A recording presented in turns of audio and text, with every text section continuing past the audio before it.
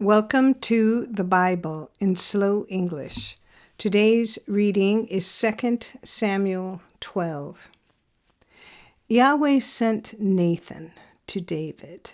He came to him and said to him, "There were two men in one city, the one rich and the other poor. The rich man had very many flocks and herds, but the poor man had nothing except one little ewe lamb, which he had bought and raised. It grew up together with him and with his children. It ate of his own food, drank of his own cup, and lay in his bosom, and was like a daughter to him.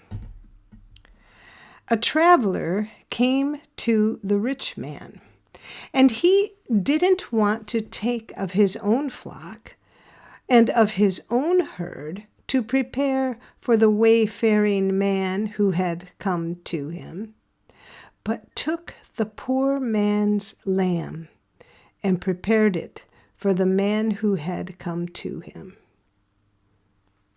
David's anger burned hot against the man, and he said to Nathan, "As Yahweh lives, the man who has done this deserves to die. He must restore the lamb fourfold, because he did this thing and because he had no pity."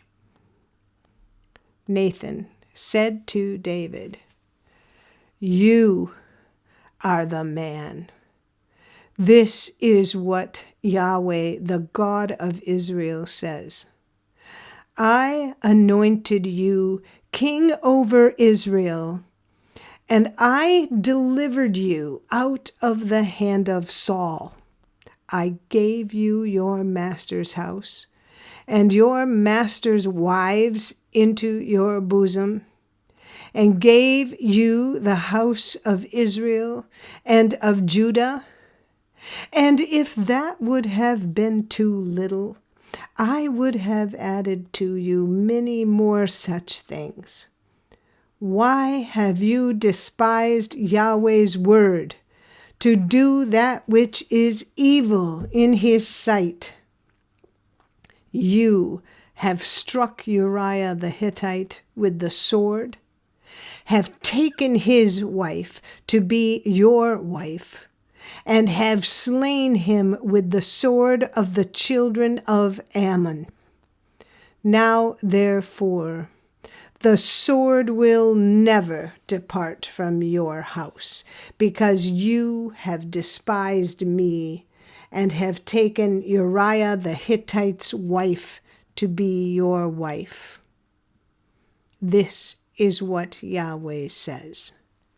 Behold, I will raise up evil against you out of your own house, and I will take your wives before your eyes and give them to your neighbor, and he will lie with your wives in the sight of this sun. For you did this secretly, but I will do this thing before all Israel and before the sun." David said to Nathan, "I have sinned against Yahweh."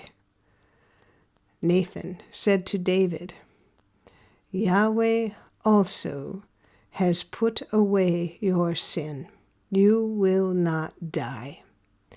However, because by this deed you have given great occasion to Yahweh's enemies to blaspheme, the child also who is born to you will surely die."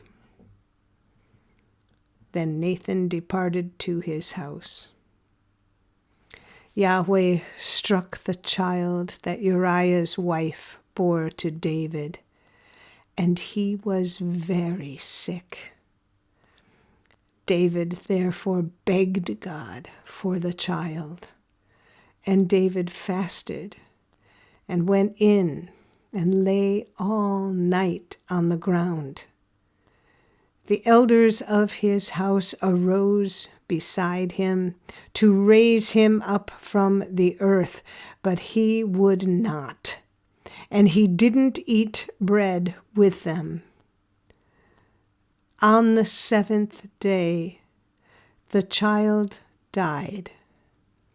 David's servants were afraid to tell him that the child was dead, for they said, "Behold, while the child was yet alive, we spoke to him, and he didn't listen to our voice. How will he then harm himself if we tell him that the child is dead?" But when David saw that his servants were whispering together, David perceived that the child was dead. And David said to his servants, "Is the child dead?" They said, "He is dead." Then David arose from the earth and washed and anointed himself and changed his clothing. And he came into Yahweh's house and worshipped.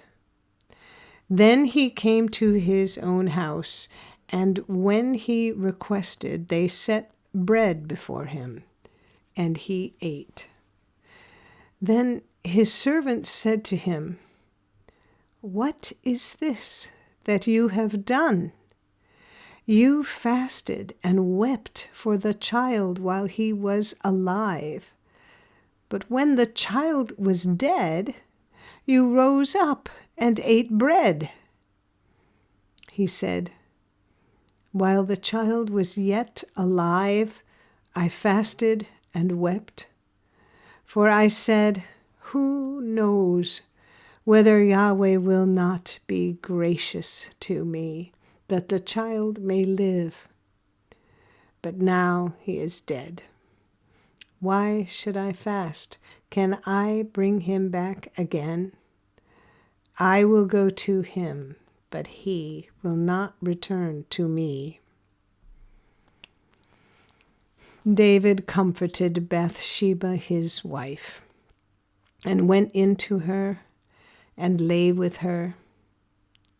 She bore a son, and he called his name Solomon. Yahweh loved him, and he sent by the hand of Nathan the prophet, and he named him Jedediah for Yahweh's sake. Now Joab fought against Rabbah of the children of Ammon, and took the royal city. Joab sent messengers to David and said, "I have fought against Rabbah, yes, I have taken the city of waters. Now therefore gather the rest of the people together and encamp against the city and take it, lest I take the city and it be called by my name." David gathered all the people together and went to Rabbah and fought against it and took it. He took the crown of their king from off his head, and its weight was a talent of gold, and in it were precious stones, and it was set on David's head. He brought a great quantity of plunder out of the city. He brought out the people who were in it, and put them to work under saws, under iron picks, under axes of iron, and made them go to the brick kiln. And he did so to all the cities of the children of Ammon. Then David and all the people returned to Jerusalem. This is the end of 2 Samuel chapter 12. Come again for the next chapter. And if you found this podcast helpful or interesting, please like us, subscribe, and share us with your friends. Thank you for listening to the Bible in Slow English. This is Janet Benish, your reader.